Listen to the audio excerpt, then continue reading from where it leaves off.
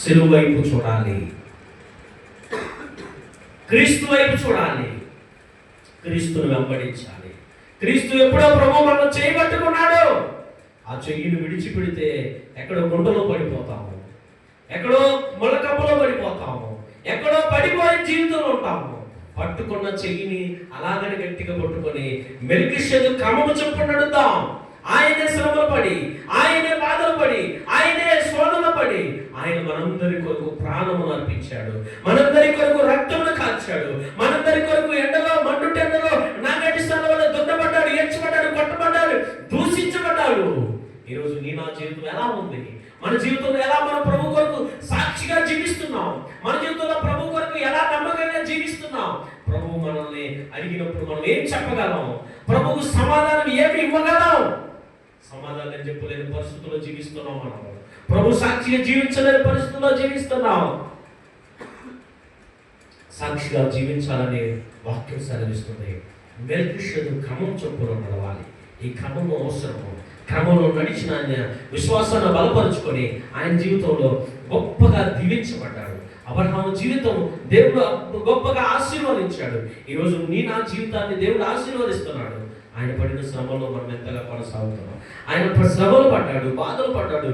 అవన్నిటినీ కూడా సహించుకొని ఏమాత్రం మాట్లాడక మౌని, మదకు తెరబడిన గొర్రె పిల్లవలే మౌని ఉన్నాడు. ఎవరి కొరకు తెలుసా? నీ నా పాపములను క్షమించిన కొరకు, నిన్ను నన్ను రక్షించిన కొరకు, నీ పాపము నా ఆయన ఏం చేశాడు తెలుసా? తుడిచి వేశాడు. ఎప్పుడు ఆయన ఎన్నడూ నేను జ్ఞాపకం చేసుకొని అంటున్నాడు, ఎన్నడూ జ్ఞాపకం చేసుకొని అంటున్నాడు. మన ప్రభు కొరకు సాక్షిగా జీవిద్దామా? ప్రభువుతో రక్తంతో కడగబడిన మన జీవితంలో దేవుడు ఒక శ్రేష్టమైన సమయాన్ని మనకి ఇచ్చాడు. ఇంకా సమయం ఇస్తా ఉన్నాడు, ఇంకా సమయం పొడిగిస్తా ఉన్నాడు. ఆ సమయం పొడిగించుకోబడితే రక్తంతో కడగబడిన మన జీవితంలో ప్రభు సాక్షిగా జీవించే వారు ఉండాలని ప్రభు ఇష్టపడుతున్నాడు. ఈరోజు ఈ వాక్యం వింటున్న మన జీవితంలో, ఈ శబ్దంతో దాటిన ప్రతి ఒక్కరి జీవితంలో దేవుడి వాక్కు సెలవిస్తుంది. ఆయన శ్రమలు పడ్డది మన కొరకే, మనం రక్షించిన కొరకు, మన పాపముల నుంచి విడిపించిన కొరకు. ఆయన శ్రమలు పడ్డది మనమును లోకములో పాపిగా జీవించిన ఇష్టము లేక మన కొరకే ఆయన శ్రమలు పడ్డాడు. ఈరోజు మన జీవితంలో ప్రభు సాక్షిగా జీవిద్దామా? ప్రభు కొరకు నమ్మకంగా జీవిద్దామా? ప్రభు రక్తంలో కడగబడిన మన జీవితంలో ఆయన పడిన శ్రమలు ఒకటైనా మనం జీవించిన వారిని ఉంటామా? ఈరోజు మనతో దేవుడి వాక్యం సెలవిస్తుంది. ఆయన మన పక్షమున ఆయనే ప్రార్థన చేసేవారు, మన పక్షమున ఆయనే శ్రమలు పొందిన వారు ఉన్నారు, మన పక్షమున ఆయనే క్రమములో మెల్కిషెదెకు క్రమం చొప్పున జీవించిన వారు ఉన్నారు.